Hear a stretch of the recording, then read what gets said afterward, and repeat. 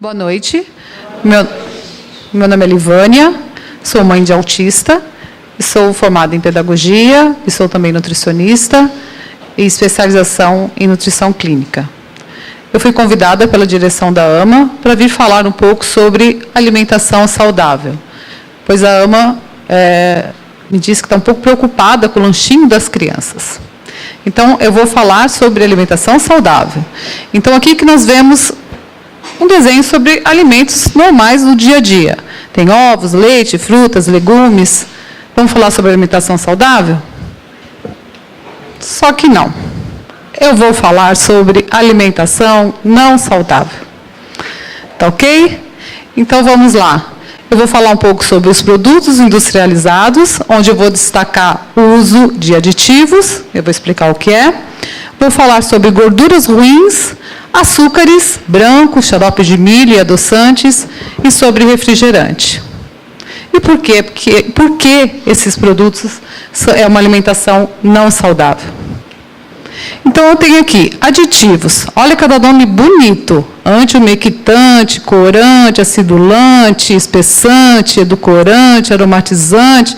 É um monte de anti que a gente consome em grandes quantidades e não sabe para que serve, nem o nosso organismo sabe. Pior é isso. Onde estão os aditivos? Produtos industrializados todos, infelizmente. Para que servem? O aditivo ele serve para dar mais crocância no alimento, melhorar a aparência, a cor, o sabor do alimento. Mas, basicamente, o único objetivo dos aditivos é aumentar o tempo de prateleira. Por quê? Mais tempo na prateleira, menos perdas, mais lucros. Eles fazem mal? Muito. Eu vou falar de alguns aditivos, os mais maléficos à saúde. Não vou falar sobre todos, senão a gente vai demorar demais. Os corantes. Existem crianças altamente alergênicas a corantes, mas é tão grave que tem algumas crianças que chegam à morte. Mas os casos menos graves, digamos assim, nós temos dermatite, que é uma inflamação da pele, urticária, coceira, náusea, asma, vômito, dor de cabeça, renite, bronquite, distúrbios de comportamento. Olha, veja bem, né? Hiperatividade em crianças, irritabilidade, déficit de atenção com consequente déficit de aprendizagem e excesso de distração. Qualquer coincidência não é mera coincidência. Temos os conservantes. Os conservantes, se você pegar um bolo, deixar ele aberto, um bolo Puma, um bolo industrializado, deixar ele na tua mesa 15 dias, nem mofo quer. Se nem mofo quer, eu vou querer? Não, eu não quero. É para isso que servem os conservantes. Conservar o alimento, para que ele não estrague. É aquilo que eu falei, mais tempo na prateleira, mais lucro. Os conservantes são altamente cancerígenos. Existem estudos que comprovam isso. Além de que causam dor de cabeça, aumento da pressão arterial, doenças cardíacas, tonturas, náuseas, fraqueza, dores abdominais, asma e gastrite. Antioxidantes. Quando a gente corta uma maçã que deixa na pia, ela escurece, ela oxida. E assim acontece com vários outros alimentos. Então, eles usam produto para que isso não ocorra. Só que esse produto causa câncer, déficit de atenção e hiperatividade infantil. Realçadores de sabor. Guardem esse nome. Glutamato monossódico. Pensa numa tranqueira, gente. Ele é tóxico ao sistema nervoso, podendo levar a obesidade, diabetes, hiperatividade, autismo, déficit de atenção, déficit de aprendizado. E olha que coisa linda, a longo prazo, mal de Alzheimer e mal de Parkinson. Quem quer comer glutamato monossódico? Onde nós encontramos esse veneno? Glutamato monossódico, tempero que mata. O amor é mentira, tá? Tem nada de amor, não. Cadê o negócio aqui? A luzinha não está funcionando. Enfim, o glutamato monossódico ele está no famoso Ajinomoto, nos temperos prontos, mas não é somente aí. Antes fosse todo produto industrializado de sabor salgado contém glutamato monossódico. Por quê? Ele é um realçador de sabor. Então, nos fast food da vida, muitos restaurantes, que você vai lá no quilinho achando que a comida é mega natural, e muitos usam o Ajinomoto ou os temperos prontos, e nos salgadinhos, principalmente, miojo, enfim, maioria dos produtos industrializados, fast food, muitos restaurantes, eles usam o glutamato monossódico. E é um veneno. O que o glutamato monossódico faz? Desculpa. É aquilo que eu falei, desculpa. Então, vamos tentar eliminar esse veneninho da nossa vida, né? Então, falei de aditivos, agora eu vou falar sobre gorduras. Gorduras, tá? Aqui eu fiz uma lista, vocês vão ver que tem algumas gorduras boas. Calma, calma, calma. Eu coloquei de cima para baixo as gorduras ruins e vou passando para as boas gorduras, digamos assim. Mas se eu estou falando de comida não saudável, por que as boas gorduras estão aí? Já vou explicar. Então, eu tenho as gorduras trans, que está até em vermelho, que é margarina e gordura vegetal hidrogenada. A gordura trans, ela não existe na natureza. Ela foi uma gordura inventada pelo homem. O homem queria uma gordura que fosse feita de um óleo vegetal barato, como um óleo de soja ou qualquer outro óleo, mas que tivesse a mesma característica de uma gordura saturada, que é aquela gordura que, quando está frio, fica durinha, que é o caso da manteiga, do óleo de coco ou da banha de porco. Então, eles inventaram essa gordura trans. Como? Pura química.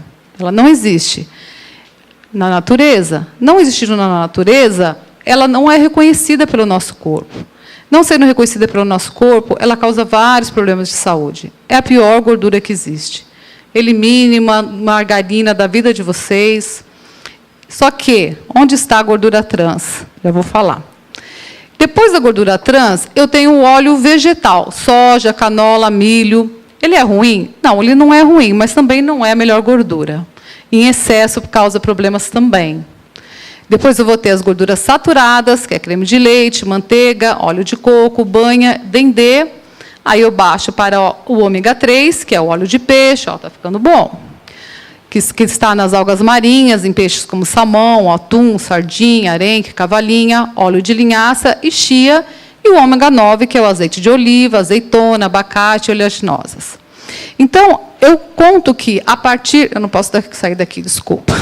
Eu conto que aqui, a partir das gorduras saturadas... Cadê a luzinha? Não está funcionando. Eu conto que, a partir das gorduras saturadas, dali para baixo, são gorduras que eu posso consumir sem excesso. Por quê? Porque tanto a gordura, tanto o azeite de oliva quanto a gordura trans, elas têm a mesma caloria. Então, a gente às vezes relaciona o que é bom com muito. Muito dinheiro é bom, muito dinheiro, melhor ainda. Isso não vale para a alimentação. O azeite é bom, muito azeite é ruim. Tá ok? Então, as gorduras boas, elas serão benéficas à saúde se eu estiver consumindo-as dentro daquilo que me é permitido, dentro do meu plano alimentar, dentro das minhas necessidades calóricas.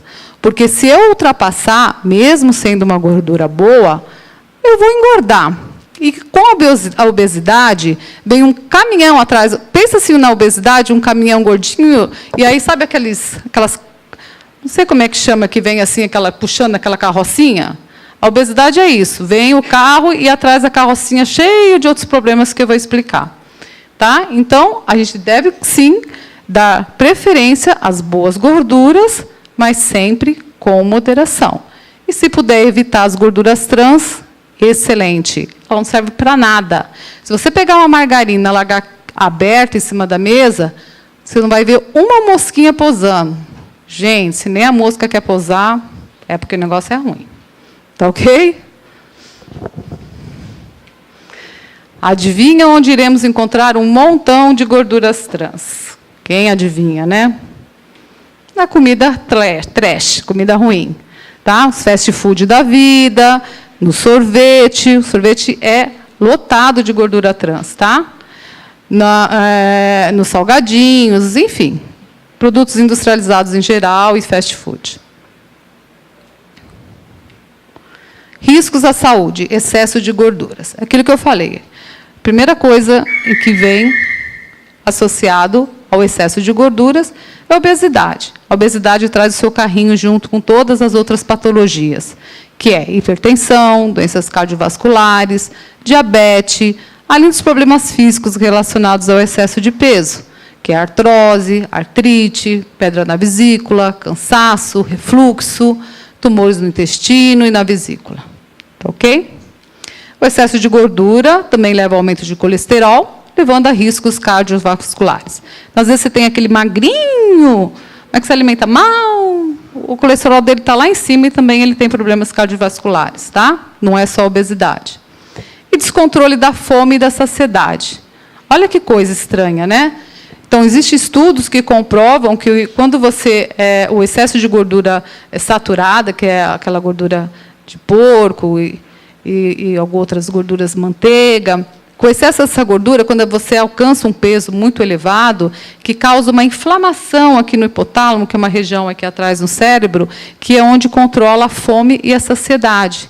Então, o obeso ele passa a não ter mais controle nem da sua fome e nem da sua saciedade. Ele não sabe quando está com fome, ele está sempre comendo, e ele não tem mais o controle da sua saciedade.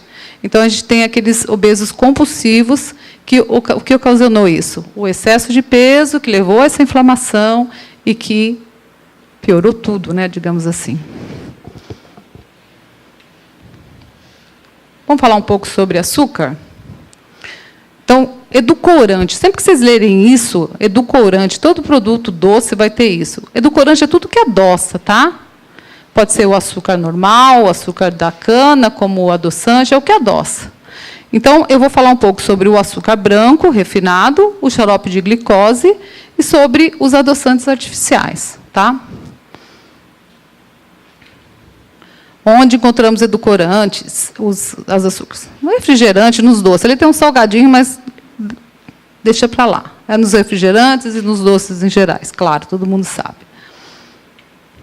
Açúcares. O excesso de açúcares no organismo, o que vai ocasionar? Primeira coisa, obesidade, né? E obesidade com seu caminhãozinho atrás de consequências, junto. Refluxo, aumento da pressão arterial, doenças cardiovasculares, artrose, artrite, câncer, como eu já falei anteriormente. E o pior de todos, né? A diabetes, a terrível diabetes, que leva à cegueira, falência renal e amputação dos membros inferiores e outras consequências terríveis. Então, vocês dizem, então eu não vou mais consumir açúcar e vou consumir adoçante. Esse é o correto? Olha, faz 20 anos que eu trabalho com nutrição. Se algum dia vocês falarem para mim, olha, eu conheço uma pessoa que ela simplesmente substituiu o açúcar branco pelo adoçante, sem fazer mais nada, e ela emagreceu. Vocês me tragam, porque eu não conheço nenhuma até hoje. Vamos lá, adoçante? Sucralose, sacarina, aspartame, ciclamato, acesulfame, manitol, estévia, xilitol. Quais são os efeitos deletérios do adoçante? Ele causa um efeito inflamatório no metabolismo e pode potencializar a formação de gordura. Que coisa, não? Existe uma pesquisa que eles fizeram com ratinhos, em que eles colocaram um grupo de ratinhos em que eles tomavam água pura, o outro água com açúcar e o outro água com adoçante e ração à vontade. No final do curso, da pesquisa, adivinha qual grupo engordou mais? O que consumia água com adoçante. Tá ok?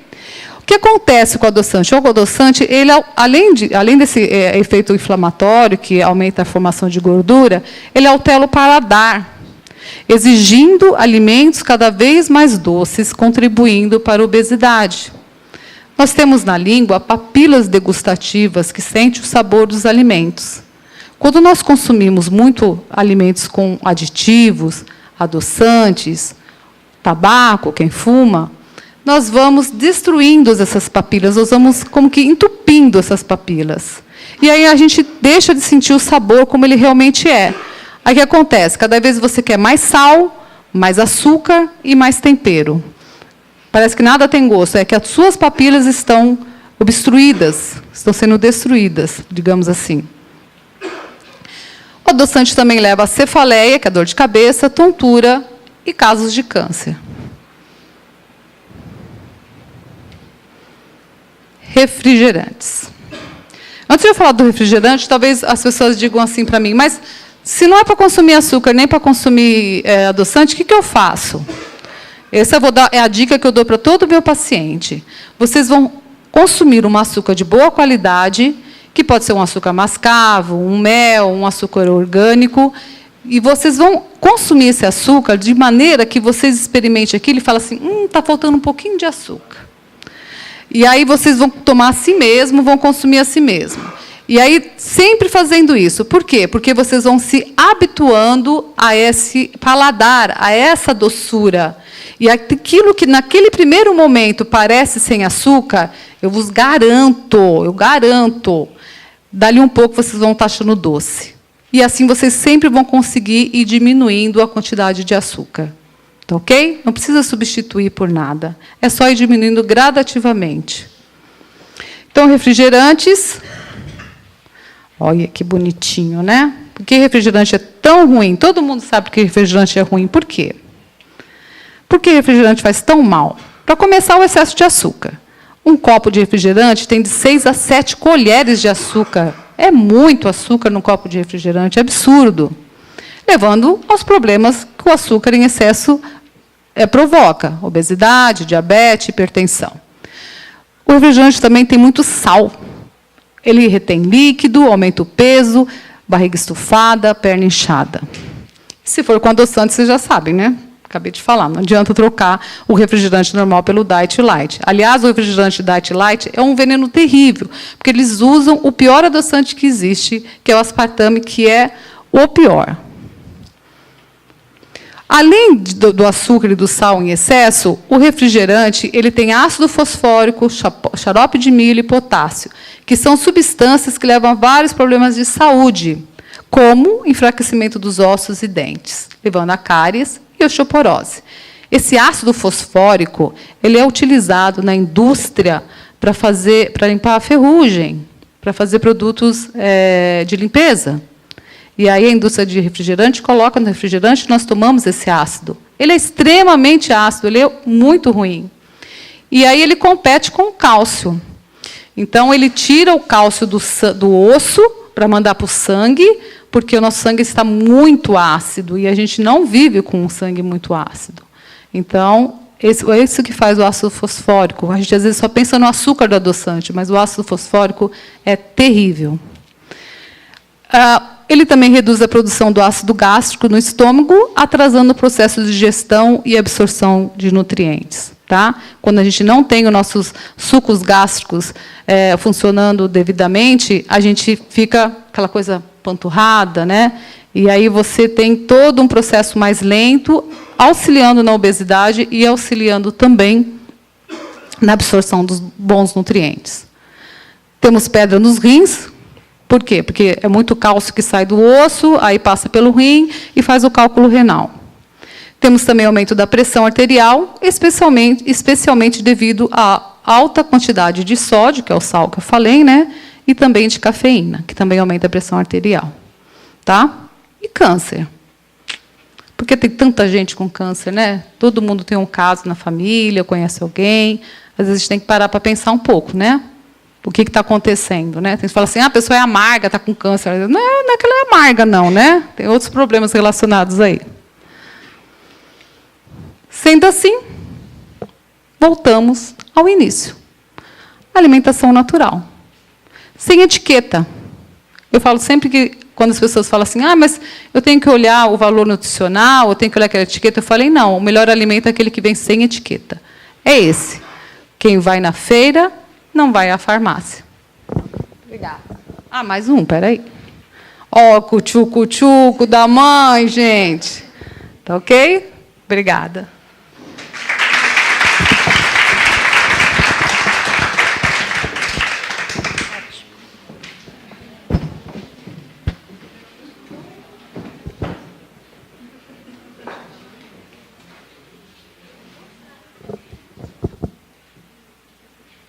Então, olá, pessoal. Meu nome é Francine. Eu sou coordenadora geral da instituição e vim aqui falar para vocês como é que a gente pode aí trabalhar com a alimentação, já que para muitos é um problema ser inserido alguns alimentos.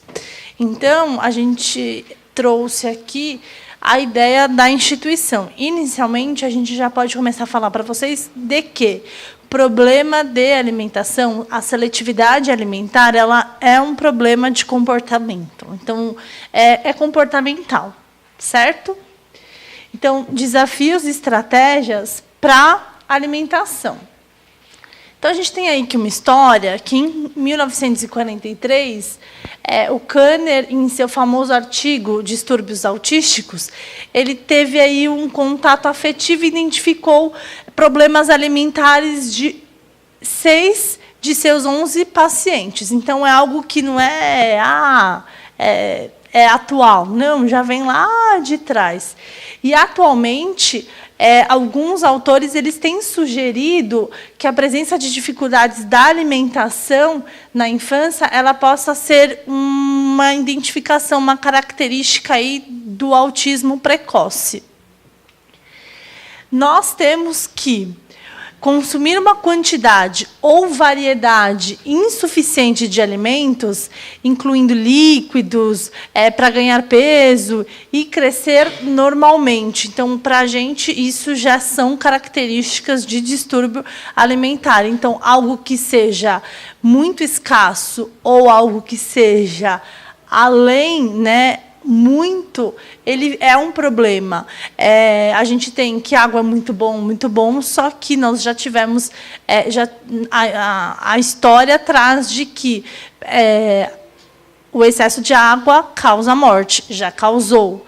Então, a gente pode beber água quanto quiser. Não, tem tudo uma quantidade certa. Então, o que é pouco é ruim e o excesso também é ruim.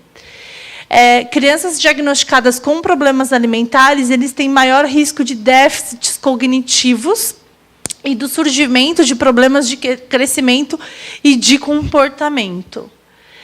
Problemas alimentares geralmente estão associados a altos custos financeiros com tratamento e de sobrecarga emocional sobre a família.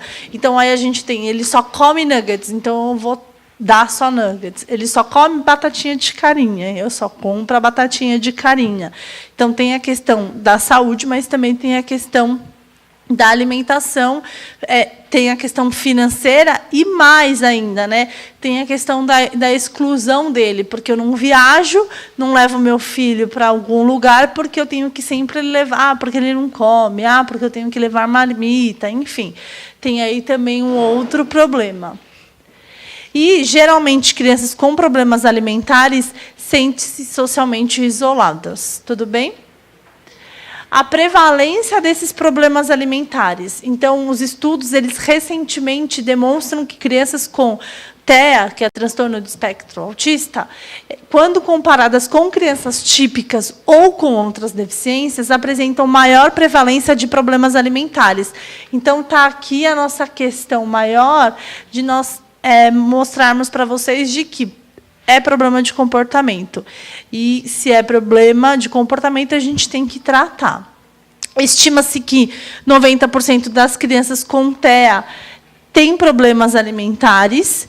70% dessas crianças são diagnosticadas como seletivas. E aí, eu vou trazer para vocês uns fatores de risco e condições médicas que nós temos. Então, como a Livânia acabou citando anteriormente, doenças de refluxo e gastroesofágico, distúrbios de motilidade gastrointestinal, deficiência do palato, prematuridade ou atraso à exposição a alimentos apropriados para a idade, problemas no esôfago, disfunção motor oral, então, porque como ela não se alimenta, então tem a questão baba muito, enfim. tem a questão do duodenite, tem problemas gástricos, intestino irritável, obstipação, flatulência, alergias alimentares e síndrome do intestino curto. Tudo isso, de alguma forma, a Livânia falou isso também, que acarreta problemas. Lembra, alguns alimentos acarretam problemas, alimentos que não são saudáveis acabam acelerando o sistema nervoso central. Então, a ausência de comidas, a ausência de alimentos, elas também causam muitos problemas. E o déficit de comunicação, que 90% dos problemas de comportamento estão relacionados à falta de comunicação, então a criança muitas vezes não fala, não consegue se comunicar, que está com fome, ou que quer algum tipo de alimento, ou que está doendo alguma determinada incômodo, né, parte do corpo, acabam apresentando problemas de comportamento. Então, a gente tem com os comportamentos mais comuns aí, né? Dependência da mamadeira, dependência de líquidos, dependência em dificuldades em aceitar e engolir diferentes tipos e texturas de alimentos. Eles apresentam muito isso, essa seletividade.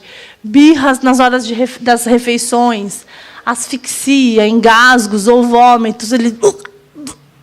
Então, isso eles apresentam também. A recusa total de alimentos, não insere de jeito nenhum. Líquidos também recusam.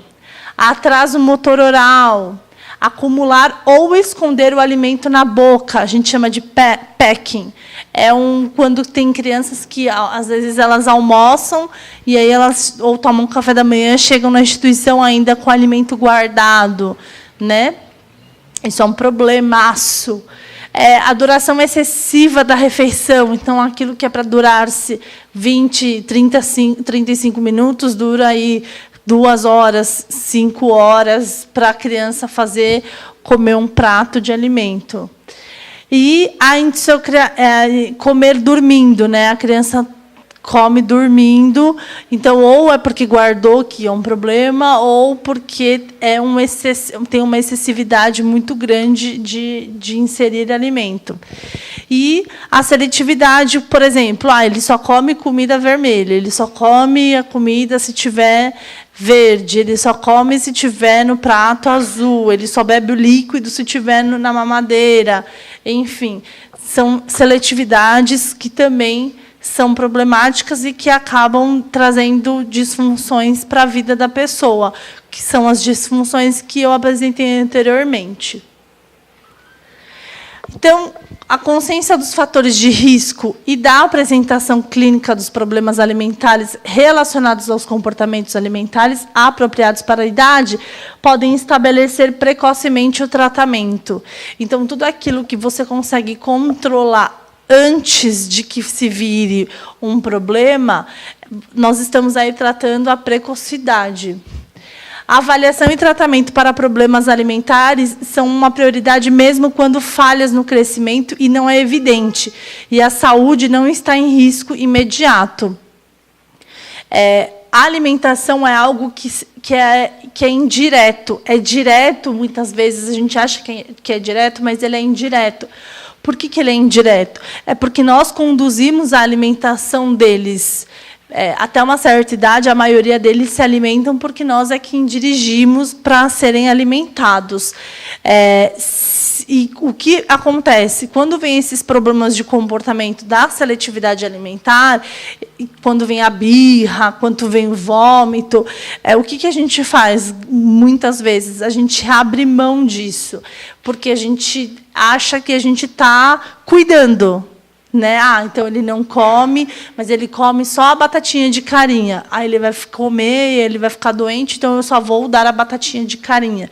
Pelo contrário, muitas vezes a gente acha que está ajudando e acaba piorando o quadro da criança. Nós já tivemos aqui crianças que foram internadas por estarem com anemia profunda, por terem problemas intestinais muito perigosos por conta da alimentação. E aí a gente tem todo um trabalho aí de reinserção alimentar para que esse indivíduo possa se alimentar, porque ele precisa dos alimentos, né, da energia, enfim, de tudo.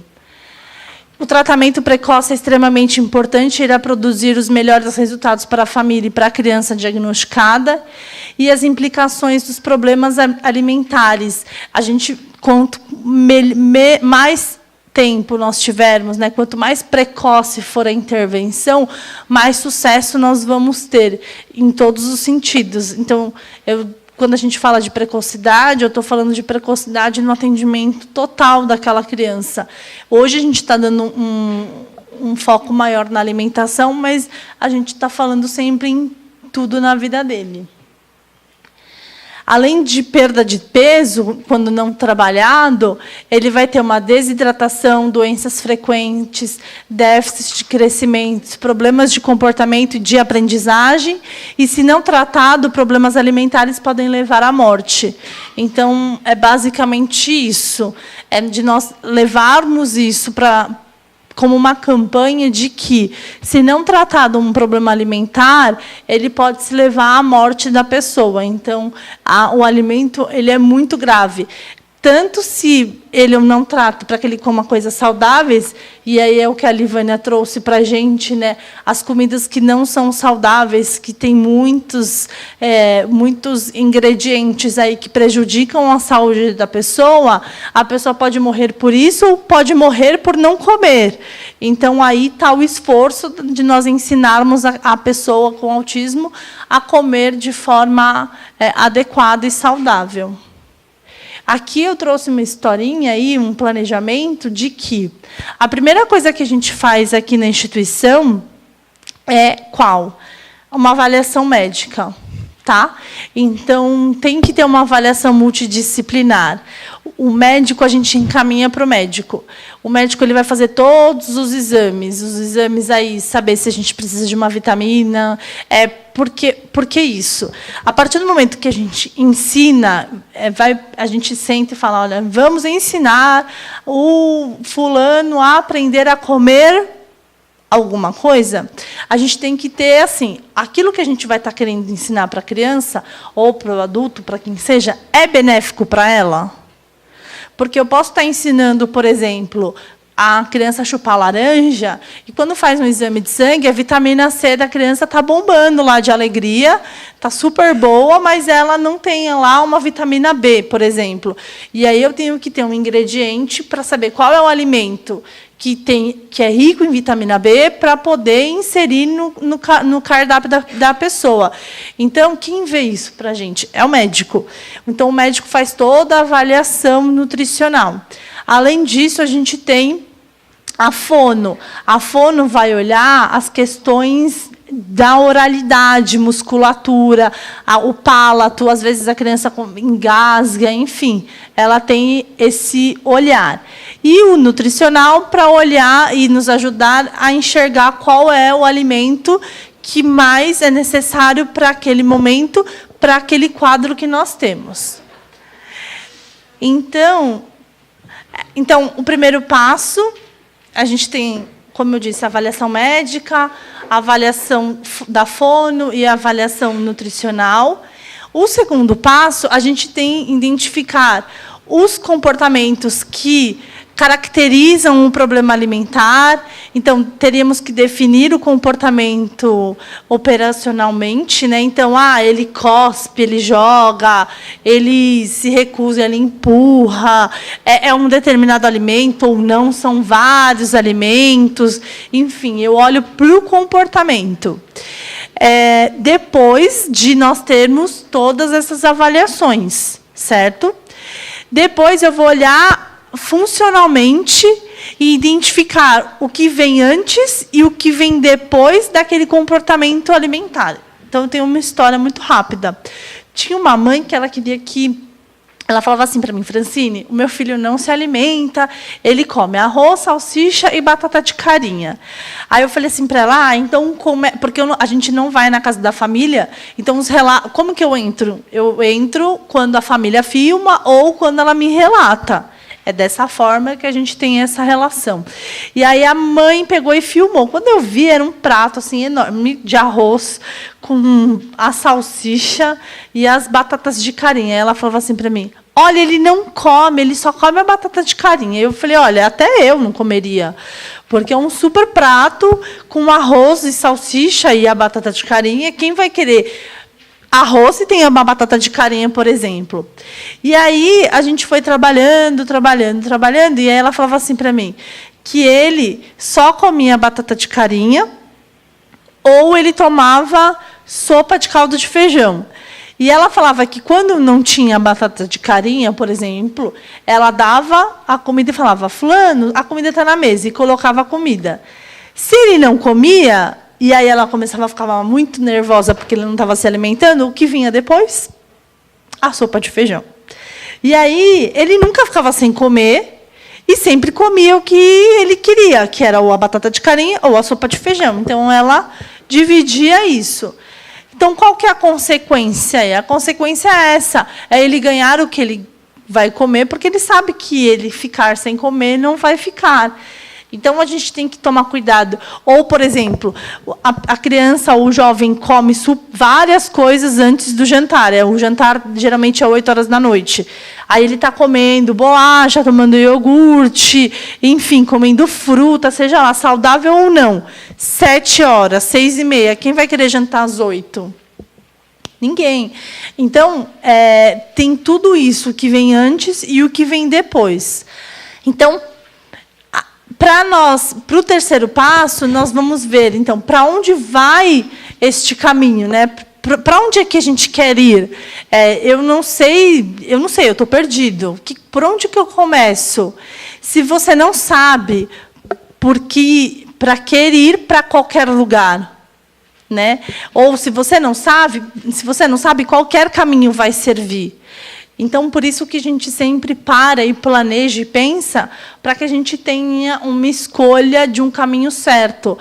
Talvez o caminho que a gente faça não dê resultado positivo no início, mas se nós tivermos mensurar o início dele, então, ele come 1 colher, ele come 2 colheres, ou ele não está comendo, eu paro e eu tenho que replanejar. Eu paro e eu tenho que reestruturar, eu tenho que pensar. Agora, o que não dá é a gente ficar prorrogando, e a criança, ou o adulto, enfim, a pessoa com terra fica sem se alimentar. Então, em mais de 3 contextos, com mais de 3 pessoas, Alice, que é um exemplo, irá consumir 200 gramas de 12 tipos diferentes de alimentos, entre grãos, vegetais, carnes, legumes, para cada refeição do dia, e 2 tipos de líquidos ao longo do dia. Então, é um exemplo de caminho de saída. Eu vou detalhar o que ele vai comer e a quantidade que ele vai comer durante X tempos, e eu vou verificar, por exemplo, o que está dando certo ou não. O 4º passo, nós temos que registrar a frequência, nós temos que ter vídeos, né, de aplicação do procedimento, caso a gente não possa estar dentro da casa, então a família filma, para que a gente possa levar para a supervisão e controle do procedimento que nós estamos inserindo, certo? Então, o que nós não podemos deixar de levar em consideração? O tamanho da porção, se está misturando ou não. Tem crianças que não gostam ou não, então é para misturar. Tem criança que não come arroz e feijão, mas porque o que a gente tem que pensar é assim: ele come tudo, só que na hora que eu misturo ele não come. Isso é um problema? Para alguns para outros não. Para os que são, a gente tem que analisar. Qual é a probabilidade desse alimento estar em contato com o outro? Por exemplo, o macarrão. Ele só come macarrão cru, né? Cru, tipo cozido, mas não com molho. Qual é a probabilidade dele encontrar o macarrão sem estar com molho? É mínimo, perto de encontrar macarrão com molho. Então, eu ensino ou não ensino? Eu, Francine, ensinaria. Porque você vai num restaurante, a probabilidade de encontrar um macarrão com molho é muito maior do que macarrão sem molho, por exemplo. Mas tem pessoas que não acham um problema. Problema, o que se torna problema é aquilo qual? Eu tenho um padrão, a sociedade ela me dá um padrão. E esse padrão, de alguma forma ou de outra, nós seguimos. Porque se nós não seguimos, nós estamos exclusos. Nós sofremos consequências por isso. Então, o que eu sempre paro para pensar é isso. Agora, qual a probabilidade de ele não comer arroz junto com o feijão? É um problema? Talvez não, porque talvez na hora que você vai servir, geralmente o feijão vem separado do arroz. Entendem? Por exemplo, ele não come cebola no bife. Qual a probabilidade de se encontrar um bife acebolado? Você pode pedir bife sem cebola? Mas, por exemplo, ele não consegue comer o tempero da cebola. Qual é a probabilidade? É mais fácil você ensinar ele a tolerar a textura da cebola ou excluir a cebola do mundo? É isso que a gente tem que pensar, porque não se tem uma resposta certa do que é certo ou errado. Mas se tem uma resposta de quando eu coloco na balança o que vai prevalecer melhor para que o meu assistido, para que o meu filho, para que o meu aluno não tenha consequências e exclusões nas quais possam implicar na vida dele. E aí a gente tem que olhar a alta probabilidade sequencial, a gente tem que ver o custo da resposta, a reapresentação, quando é que ele vai ver um bife com cebola, né? Por exemplo, eu perguntei para a mãe, a mãe geralmente fala, eu quero ensinar a comer banana. Aí eu falei assim para ela, não, tudo bem, tem banana na sua casa? Não, porque eu odeio banana. Então, eu não posso ensinar o filho dela a comer banana se a probabilidade de ter banana na casa dela é mínima. Né? Então, isso a gente tem que ver o quesito reapresentação. A redistribuição. Então, o esvanecimento de textura. Tem criança que não gosta de textura líquida, então a gente começa com pastosa e vai se tornando líquida, ou não consegue comer comida com textura tesa, então a gente começa do líquido e vai indo para o pastoso.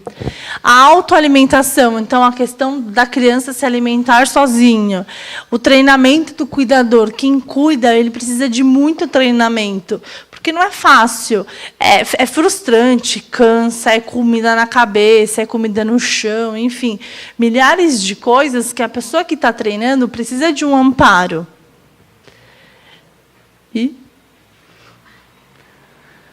E, para concluir, eu trouxe aí algumas frasezinhas de que problemas alimentares podem comprometer seriamente a nutrição, o crescimento e o desenvolvimento da criança, gerando um enorme impacto sobre sua qualidade de vida e de sua família. Então, eu comecei a conversar com vocês falando disso. Vários fatores contribuem para os problemas alimentares. Devido a isso, uma abordagem multidisciplinar para a avaliação e o tratamento é essencial. Então, eu trouxe aí o médico, o pediatra, a nutricionista, o fono, para que todos possam acharmos um único caminho. Procedimentos de análise funcional são úteis para a identificação da função do problema e na prescrição do tratamento. Então, ele não come comida líquida, ele não come comida com textura, ele come comida só no círculo, ele come comida só verde, só amarela. Então, tem aí uma questão comportamental. Pouco se sabe sobre como a ausência do diagnóstico precoce contínua, a má alimentação e nutrição afetam o desenvolvimento motor, cognitivo e comportamental de crianças com TEA. Então, a gente tem poucos estudos falando sobre isso, mas os que nós temos, eles apontam isso, da questão aí de terem déficits no aprendizado. A formação do cuidador é determinante primário do sucesso a longo prazo e, portanto, um componente essencial do tratamento. Então, quem está inserindo a alimentação é primordial, porque no início vai ser cansativo, mas que depois ele vai colher os frutos aí, frutos benéficos, não só para ele, mas também para a pessoa da qual ele está cuidando, porque pessoas ao redor que não estão indiretamente ou diretamente colocadas no trabalho, elas tendem a forjar. Então, por exemplo, dar comida escondida. Geralmente, a gente fala que a casa da avó é a casa muito gostosa de se ir. Mas é mais ou menos isso. O que eu termino com um outro negócio, mas a formação é muito essencial e a eficácia dos procedimentos do tamanho da porção sozinho ou em combinação com outros procedimentos está bem estabelecido. Então, se ele come 1 grão de arroz, não é que amanhã ele vai comer um prato, mas tendem a aumentar homeopaticamente, né? Eu sempre falo que de grão em grão a galinha enche o papo. O que eu ia falar anteriormente é que as pessoas com TEA, elas devem ser vistas como pessoas sem TEA. O que eu espero de uma pessoa sem TEA é aquilo que eu espero de uma pessoa com TEA. Quem faz aí a diferença e quem tem o preconceito são as pessoas que estão diretamente ou indiretamente com as pessoas com TEA. Então, uma frase que eu sempre falo é: se seu filho não tivesse autismo ou se você atendesse uma pessoa sem autismo, o que você faria? A resposta é a mesma da qual ela faria com uma pessoa com autismo. É que trabalhar com pessoas com autismo dá trabalho. Na verdade, não é só com autismo. Trabalhar dá trabalho. Planejar dá muito trabalho. Organizar dá muito trabalho. Mas deve ser feito. E aí, a questão é você planejar, inserir e acompanhar o processo. A partir disso, que você consegue mensurar dados, você tem como falar, não, olha, ele está aprendendo ou não. Certo? Acabou? É o último? Não tem mais? Acabou. Então, é isso. Trabalhar dá trabalho, e que trabalhar com alimentação dá mais trabalho ainda, porém, é um dos principais componentes da dignidade da pessoa. Tudo bem? Espero que vocês tenham gostado e acessem o nosso site para continuar assistindo as novas outras palestras. Até mais.